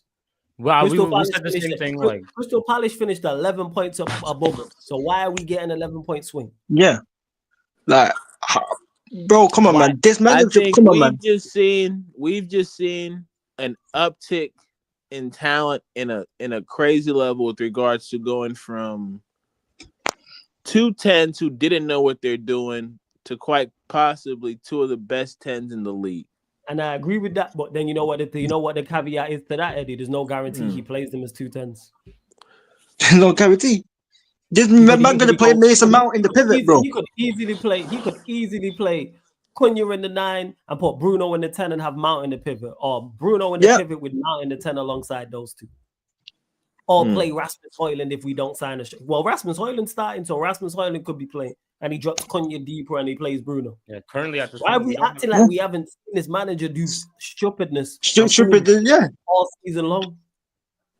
Don't put it out of possibility, bro. No, never. Don't put it out of possibility, bro. I'm talking if you get all linked signings, then you're not. Well, that's not the. Yes, if we get all signings made, we could. And guess what? Ten Hag got that, and he still got sacked. What are we doing out here? That's not real, and then they have to be signings of a certain level, too, right? It can't just be because again, Ten Hag got all of his signings, but all of his signings were some shit. And this is one thing I needed to speak on while I have this opportunity. Yeah, because of course, before you go, Eddie, of course, the same way. Same way if Bournemouth go and the money that they've got, if they spend that well. Same way if Brighton do. Same way if like Palace do. So if Palace add to what they've just done. Again, hypotheticals. And here the thing is, even if top 8 is still not good enough, Ten Hag got sacked for that. It's not just top 8 though. It's not just top 8. It's how you play as well. It's how you play. Like Manchester United could get top 8 and stink it out. It don't mean anything. That's what Ten Hag did. Ten Hag got top 8 and stank it out because he got sacked because the football that we were playing. The same way Oli got second and stank it out. Oli finished second with horrendous performance-wise. Yeah. Well, that's a good question. Before I get to my other point, if we were to finish in a higher ranking, but the level of football was not what you wanted to see, where would you stand? Same place I stood with Oli and Ten Hag. Get him out. We should get both. We'll get him out. Yeah.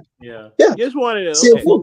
Yeah, good performances and good results, and this is how poor we've been. That people separate the two. This is the fact that you're asking that is the problem in itself that people separate the two. It should be United spend enough money on transfers. For a while, though. Yeah, we've the been managers talking about this for a while.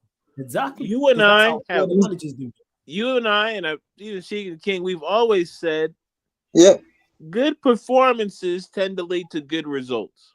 Yes. There's rarely ever a time where a team plays a certain level and they don't get any kind of result, whether that be a draw or a dub.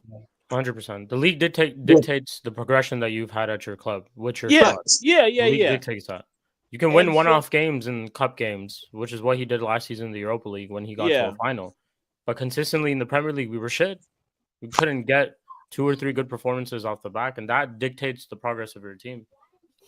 It's the biggest thing for me because I think what people have to understand about the Prem is, while technically it's not the greatest, right? Yeah. The athleticism you see on every team is of a higher level than most teams that even play football. Whether you go to Italy, Spain, Turkey, you name it, you're going to see somebody on that pitch and it's like, bro, were you made in the lab? More times in the Prem than you will anywhere else. Facts. Yeah. So, you see certain athletes in my life, sorry, go on, Eddie. No, continue. You can cook. Like, no, I was going, you cooking. I just wanted to be in agreement. There's like, again, I seen Bruno Guimaraes is out here looking like the Predator. Yep. I mean, not Joe Linton out here looking like the Predator, right? Then you go to Chelsea, slept on, but between Lavia and Caicedo, that's that can't go back midfield I'm always talking about. And the brothers probably can go back, but they play like they can't go back all-stars, right? That's Kane and Undertaker, Brothers of Destruction. Man. Brothers of Destruction. That's what that is. Oh, yeah. Side note. Midfield. Before creation comes destruction, man. Before creation comes destruction. I finally watched that Mr. McMahon documentary. The less I say, the better. Because I watched it too. Yeah, it was crazy. Mr. McMahon, nasty crazy, words, for real. Crazy.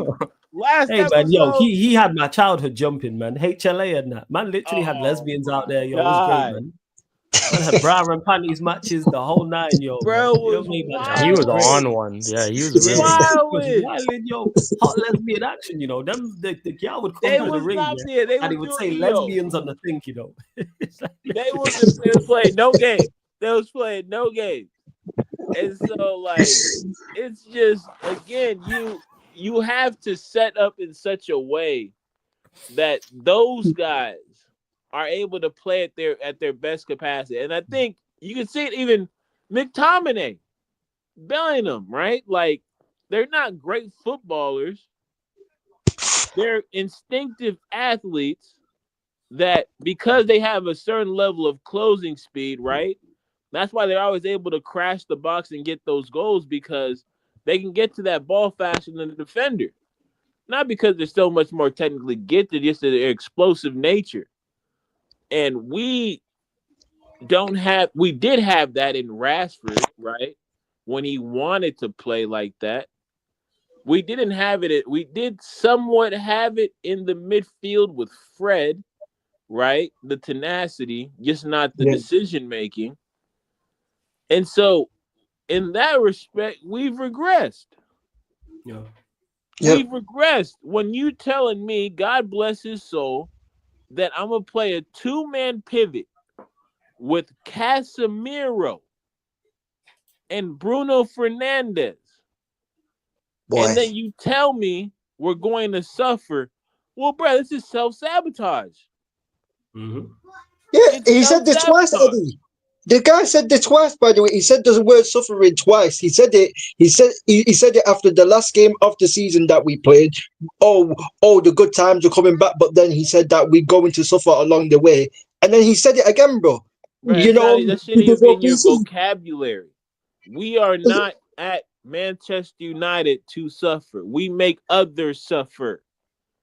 This is what it's supposed to be. Brother, you've been given a king's ransom. Do you know what a Thomas Frank would do to your position? What a Glasner would do to your position? What a Marco Silva would do to your position? We might not reach the heights, but we wouldn't reach the lows because of how they set us up tactically, right? You're dealing, and this is the beautiful part. Again, Ruben has nowhere to hide. You can't blame everybody. You can't blame this person. You can't blame that person. You can only blame yourself for what you see. Because again, we're talking about 8th place. We're not talking about top 3 finishes. We're not talking about top 6 finishes. Because quite frankly, us, well, not even us at Ineos, like I've said, head of PR. The way that we've built, the way that the previous regimes built the club, brother, it's their fault. They gave everything he asked for most times, especially when it was the worst thing to ask for, right? A Maguire signing. Yeah. Right? Who else? Wan-Bissaka. Then you go Ten Hag. Right? You Mason Mount, Hoyland. Anthony. Yeah. Right? It's Kaneki, the original final boss, my dog. You see people nowadays talking about what Woodward would have done in this situation. True. Yeah. Like people are trying to prop up Woodward, not understanding that he's the entire reason primarily we find ourselves in this wage structure situation because he set the precedent. And after Woodward, it was Murtaugh doing the same shit. Madness, I remember that. No, I'm saying Murtaugh Madness, right? Oh my days. So for years they operated under bad business practices when it came to our wage structure. And now people are mad we can't sell. And they're saying the guy who put us in this wage structure would have been better with the wages. The revisionism is crazy. Yeah, revisionism is a killer still. I can't lie. Sure. Like Ineos is not perfect. We're not perfect. We aspire to be perfect. We aspire to be perfect. You know. I don't know about that one. Yeah. Come on, believe, achieve. I don't know about that one. Yeah, believe, achieve, and dream. There we go. Believe, achieve, and dream. It's the Ineos I don't know about that one though. But believe, achieve, and dream. I don't know about that one because them man chased Dan. Them man were chasing Dan Ashworth, and then them man were chasing Dan Ashworth, and then obviously Dan Ashworth got sacked in that. But Dan Ashworth said that Jadon Sancho was the 5th best attacker at United. You get it in then, and then obviously he got putted. But and Omar Berrada did a point. That's one sale that needs to go down too. Like you think about where we're at. Yeah. Sancho, Anthony, Garnacho. The problem, we get rid of those 3. We'll be okay. With what we can do in this window. It's just the managerial options. I've never had a problem with their recruitment. Never say just the managerial options. Yeah, Like the managerial, like the Amarim decision, Omar Barada appointed this brother. Like, bro, like that's a massive L, bro. And like At the time, yeah. At the time it made sense, but because of you think about who his name was being linked with, how his team was performing, and he played with a certain level of intensity that you thought he'd take to another level if he came to United and picked right. He scammed it. So far, he scammed it. So whatever happens is on him. I'm not hearing any excuses for this manager, because people will say, "Oh, this manager was forced to come." This and that. No. This manager had a decision to make. The manager could have said yes or no, and he said yes. He didn't have a gun to his head like freaking Ghost did to Tariq and Power Fam. Let's stop doing this, bro. The guy was not forced to come. The guy decided to come. The guy knows the way that the guy knows the way that he needs to play, and he should have thought about coming to this club before. You know what I mean? He should have thought about coming. He should have thought about this situation and said, is this going to match? And obviously, it hasn't matched. So you get me. So he should have thought about that. He didn't have a gun to his head. You get me? No one forced him. You know what I mean? No one forced him to get rid of Bruno. No one forced him to come to United. You get it? No one forced him to sell Onana. He decided to keep Onana and these players. He decided to keep Bruno and Onana. You get it? And he decided to come. He just decided himself to come. So I hear any excuse about the players need time to gel. He's coming in a bad situation. No, fuck all of that shit, bro. You get it? Word to Roy Keane, bro. Do your job. Do your job. I ain't hearing any of it. Like I said, I've seen Unai Emery take Aston Villa from 17th to 7th, bro, in the same amount of time. So I ain't hearing it. I ain't hearing it. I'm with you on it. Trust me. Like I'm fully with you on it. And Tasai, you asked me the question about. Let me get to this. Flawless, then I'm asking you. Then you think Ineos will sack him if he gets top 8? Yes, because they sacked Ten Hag, who was on course to probably get top 8. Because the performances are going. This is the point that I'm making. Because the manager is so bad, individual performances are only going to get you so far. So if he does get top, so we got rid of you for a guy who we thought you was better than, gave you more assets to use, and you came back with the same results, and the performances are worse, but just the same. Yes, they will sack him. It will take them a while, but eventually they will. Yes, because it's just the timing. It's just the timing. Timing will be off, but yes, even with new signings, it can only go so far because he's a terrible manager. He won 5 games in 5 months. He took us from -3 goal difference to -11. I think it was -3 goal difference to like -10 goal difference, bro. -10 goal difference where we was already on -3 on the Ten Hag. Oh, and we were into the took it to 15. And people want to say that this guy's a good manager, bro. Come on, man. Come on, man. Oh, man. What are we doing out here? But yo, Sheik, shout out your channel. Let them know what you got coming up, where they can find you, all that good stuff. Yeah, man. Big up. Shout out to you for having me. Shout out to Eddie. Shout out to King. Big up to everyone. Make sure you guys run up the like, subscribe, all that good stuff. You guys can find me on Sheik TV. I'm on the road to 1K. Like Follow said earlier, 40 subscribers away. So if you guys can help me with that, we're going to get that pretty soon. I have Mud Brothers later on today at 10 p.m. UK time, and then I also will be on Hassam's channel for A-listers at 8 p.m. UK time. So definitely make sure you guys do check out those 2 streams. And yeah, thank you for having me on, and shout out to everyone in the chat, man. Make sure you guys support Flawless as well. Big up. Come on, man. Run up the likes, people. You know what I mean? Subscribe, bro. Don't be a Rasmus Hoyland. Don't be a Ruben Amorim either, fam. Yeah. No, what I'm saying. So, it is what it is. Like and subscribe, people. Like and subscribe, people. Here at Enios, we're always looking for new and innovative creators. So support the guy Sheik, man, one of the best to do it. Support King.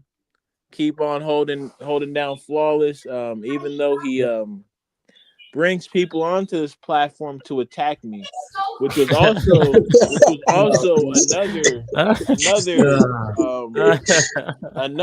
another part of my Enios contract is that I'm now able to collect footage. So I will be building a case. The authorities will hear this case, and we'll see if I want to file. You know, it's a lengthy process, but after constant attacks and scrutiny on this platform, I finally feel protected, people. You saw yesterday, myself and Jez confronted Flawless, and we asked him point blank, do you care about our well-being on this platform? He said, I don't care about your feelings. I said, I don't care about your. I said, I don't care about your feelings. That's what I said. He said emphatically no, people. So you see, your well, your feelings. You see what's going on. So we're collecting the evidence. We're building a case. Whether we file or not, that's up to Flawless. I'm leave right there. Well, but yeah, support my dog. Support my dog. So yeah, you lot, because I was on one yesterday. That's why. So shout out to Canadian Cam. We was going back and forth about Garnacho and selling him at a big price and all this. A man's telling me what he feels. I don't care. You know what I'm saying? Yeah, I don't care. We talking football here. Bring me some substance. Give me some actual facts to back up what you're saying. Rather than flawless press resistant, bro. I'm telling you, flawless press resistant, bro. After seeing, I wish our midfield was like flawless. You know, yeah, bro. I'm telling you, bro. The way that he cooked souls on Husam channel, bro, it was freaking funny, bro. That wasn't me, you know. Again, that was Deji. That was Deji's fault. Shout out to Deji Spurs. That was Deji's fault. Because I was gonna leave, man. It was Deji's fault mostly, and Hassam because he knew what he was doing setting up that panel. Really They're the two people to blame, and I looked bad because of what happened to Souls. You know, like, you said this shit. Man, people blame me for what they say. You know, it's crazy. Shout out Deji as well, bro. Shout out Deji as well. That guy's hilarious, bro. That guy is hilarious. You bought someone who plays up front. Well done. I was like, yo. There was one stream, bro. There was one stream where I was on the stream with him on Hassam's channel. They asked him, like, what do you think of Arsenal's transfer window? He said Arsenal's transfer window looks like the tifo that they had at their stadium. That's the Tottenham are going to do the treble last season, you know. Like, bro, that guy's hilarious, man. He's hilarious. This is before they signed like Gyökeres and all that, like long time. Dominic Solanke's better than Gyökeres as well, apparently. Yeah. You know, that's that Dr. Umar. The school is on the way. That's all that is. I think Dr. Umar like talking about his bank accounts got frozen or some shit. Is he good? Nah, he ain't get frozen. He was out there paying hope and charity. That's all. And not that hope and not that charity. You know what I'm saying? Like I say, people hope somewhere on a pole going down. That's what I'm saying. Like, where'd the money go? Where'd the money go? The money went to pamper funds, people. Yeah, people. The money went to pamper funds, man. Come on now. People are trying to sell it. Checks for cheeks. Checks for cheeks. I'll say that. Checks for cheeks, man. It is what it is. People are really trying to do that. Sell man. You should have known better. You should have known better. You mean after year 3, you didn't see it and you still asking where it go?